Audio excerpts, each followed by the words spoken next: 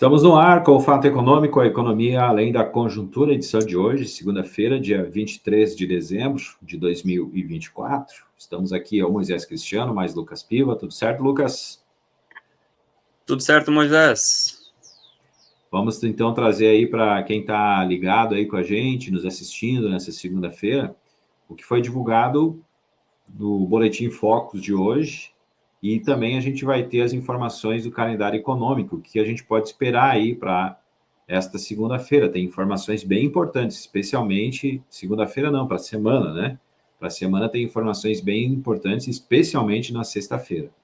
Bom, antes de a gente entrar, então, no Boletim Focus, que foi divulgado hoje, eu queria que tu falasse, Lucas, sobre o calendário econômico, alguns destaques, o que tu tira de análises aí sobre as expectativas que temos de divulgações nessa semana. Vamos lá então, pessoal. A gente estava pegando aqui até o próprio calendário econômico que a gente tem no site da Investing.com, um site bem confiável e que costuma trazer bastante informações sobre mercado e economia.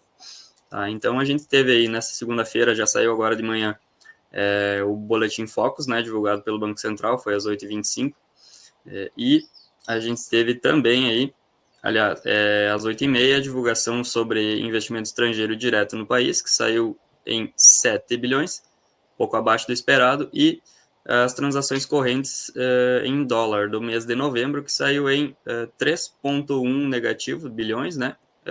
Saiu menos negativo do que a previsão, que era de 3,2. A gente deve ter aí às 11h30 ainda os dados de Receita Tributária Federal do mês de novembro. Isso tudo no Brasil, né, pessoal? Os Estados Unidos aí devem divulgar ao meio-dia a confiança do consumidor, aí pode afetar alguma coisa dos dados de lá, influenciando na taxa de câmbio, né? Talvez uma possível valorização da moeda lá, o que acaba desvalorizando o real, né, na nossa taxa. Na sequência aí amanhã, terça-feira, 24 de dezembro. No Brasil vai ser feriado, tá? Feriado também nos Estados Unidos e na sequência, no dia 25 de novembro, de dezembro, feriado também, mercado tudo fechado, desde amanhã, né, na verdade. O que a gente tem também de bem importante aqui, que vai ser divulgado no dia 26, quinta-feira, lá nos Estados Unidos, o estoque de petróleo bruto. Tá? Isso aqui, por que é importante? Porque conforme o nível de estoques de petróleo é que é realizado ou se influencia na formação de preço internacional, né? Então, a gente pode ter aí absorvido pela própria Petrobras algum impacto desse preço internacional, o que talvez pode ser repassado aí para o próprio consumidor aí nas bombas de combustíveis do nosso país, tá? Voltando para o Brasil, na sexta-feira a gente tem bastante coisa aqui, pessoal. Às 8 horas da manhã vai ser divulgado os dados de IGPM mensal, né, o Índice Geral de Preços ao Consumidor, do mês de dezembro. Tá? Às 8 horas também temos a taxa de desemprego no Brasil do mês de novembro. E às 9 horas da manhã vamos ter IPCA 15 acumulado dos 12 meses e o mensal de dezembro.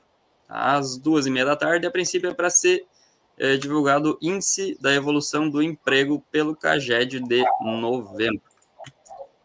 A princípio, pelo que temos informações, seria isso, Moisés. Legal, é bem extenso até o calendário, especialmente com informações como o IPCA 15, né? Que o IPCA 15 ele é importante porque a gente tem uma expectativa de inflação que a gente estava até analisando antes, quando foi divulgada a inflação do mês de novembro, de que a gente teria que ter um IPCA de 0,21% em dezembro para ficar dentro do teto da meta, né? Mas dificilmente isso pode acontecer. Inclusive, até estava dando uma olhada ali, que a expectativa de IPCA 15 seja de 0,46%, então, no mês de dezembro. Então, se ficar dentro dessa expectativa, já não tem como alcançar o teto da meta, né? Já está bem longe aí da meta, que é 3%. Exatamente. Mas então eu queria... e outra coisa também que tu falou ali, eu achei bem interessante comentar, né? De que além da oferta e demanda do petróleo, que pode influenciar nos preços, nós temos um agravante aqui, né? Que em relação aos combustíveis, que é a apreciação do dólar, né? E a depreciação do real. Isso também Isso pode aí. influenciar e a gente pode ter um aumento de combustíveis aí, dependendo de como continua esse movimento aí da moeda estrangeira. Então, vamos ao Boletim Focus, então, Lucas, porque o Boletim Focus, ele tem nessa semana aí as expectativas que a gente tem para 2025 agora, porque já 2024 praticamente acabou. Mas mesmo assim, a gente tem uma expectativa de que vai fechar a variação do IPCA em 4,91%. Mais uma vez, de uma semana para outra, aumentou a expectativa, porque na semana passada estava em 4,89% e agora em 4,91%. O PIB também aumentou a expectativa, inclusive essa expectativa que está em 3,49% para fechar o ano, está praticamente em linha com o que o governo espera, né? O governo, o próprio ministro da Fazenda, Fernando Haddad, divulgou que o governo está esperando uma variação positiva de 3,5% no PIB. Também aumentou a expectativa de câmbio fechar em R$ 6.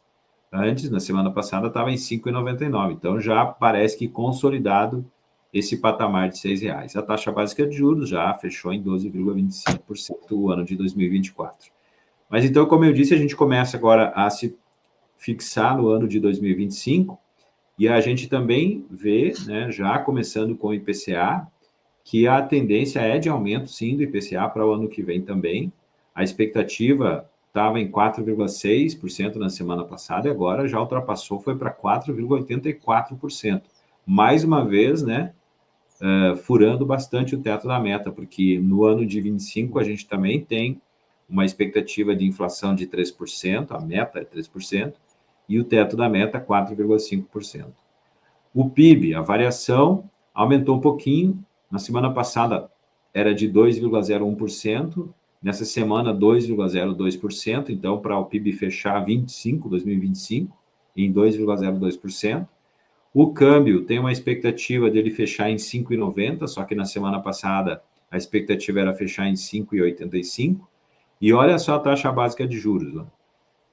Semana passada estava em 14% a expectativa de fechar a Selic, só que agora está em 14,75%, então realmente é uma tendência aí de alta da taxa básica de juros pelos motivos que a gente já trouxe aqui, já falou, especialmente, né, porque a gente vê que o IPCA não dá sinais de que vai diminuir, né? A inflação vai continuar galopando, né? Vai ficar sempre acima da meta, e isso preocupa bastante o Banco Central, tanto que os analistas de mercado, né, o mercado em como um todo, espera que a taxa básica de juros vai ficar mais alta justamente para tentar esse controle da inflação aí. Então, basicamente, esses são os dados, né, desses principais índices. Claro que o Boletim Focus tem vários outros, mas a gente se concentra nesses aqui, que são os principais, que impactam bastante aí na economia como um todo, Lucas. Tu tem algo a comentar sobre esses dados? Na verdade, Moisés, o que eu ia falar é especificamente a respeito do câmbio, né? A gente tem uma projeção aí de fechamento a R$ 6, né, por dólar. Entretanto, as projeções de expectativa do mercado, elas consideram um período defasado, né? Então, se elas pegam dados anteriores, eles tinham valores mais baixos do que a gente tem hoje, né? Eu estava até acompanhando aqui, a gente está com dólar de 6,13 agora sendo negociado aí na abertura do mercado, entrando, né, na abertura do mercado. Sim. E eu acredito que essa taxa de câmbio deve fechar acima desse patamar dos 6, que é a expectativa hoje, principalmente considerando aí os acontecimentos que a gente tem aí na própria economia, que estão envolvendo um pouquinho mais de risco, né, de investimentos e tudo mais, com relação principalmente aí de uma certa forma, a falta de comprometimento do nosso próprio governo com os gastos públicos, né. O que a gente pode citar aqui também, mais especificamente, é sobre as curvas de IPCA que a gente tem aí para os próximos anos, além de 2025, né? 2025, aí de novembro em diante, a gente já teve uma ascendência na curva aí das expectativas bem grande, né? Do mês de novembro em diante, ali houve uma variação de mais de meio ponto percentual, né? De novembro, aliás, do início de dezembro até hoje, né? Falando um pouquinho mais especificamente, e se tratando aí do ano de 2027, que a gente tem algumas previsões aí de longo prazo, houve uma variação bem grande, né, do mês de dezembro. Na ascendência da curva, a gente pode falar, né, que geralmente elas ficam, para mais longo, elas ficam estáveis, né, e a do ano que a gente está corrente e do período seguinte é que costumam variar um pouco mais, né, e a de 2027, então, ela teve uma ascendência aí bem grande, quase que se tornando reta, né, a gente pode dizer, das semanas que se iniciaram no mês de dezembro, tá? A princípio, de minha análise, seria isso, Moisés. Não sei se tu gostaria de comentar mais alguma coisa?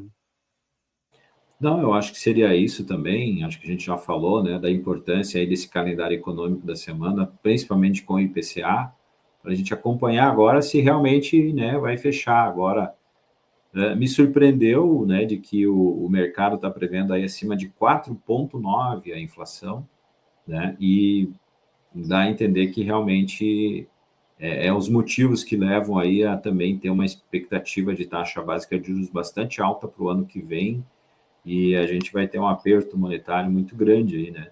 Com certeza. Segundo, então, essas projeções. Era isso, Só ficamos por aqui. complementando, Moisés, aqui a minha fala, na verdade, para o ano de 2027, a gente está, então, com 3 altas consecutivas do IPCA, né? Passou aí de 3,51 para 3,80. Parece que não é expressivo, mas considerando o horizonte aí de 2 anos, aliás, 3 anos, né? Que a gente tem é um aumento significativo. E para 2025 já são 10 altas consecutivas, tá, do IPCA. Então é algo preocupante, de certa forma, né? E a gente deve ficar ligado aí, torcer para que as coisas se ajustem, né? Com certeza. Fato Econômico de hoje fica por aqui. Nós voltamos amanhã. Um forte abraço, então, e até mais.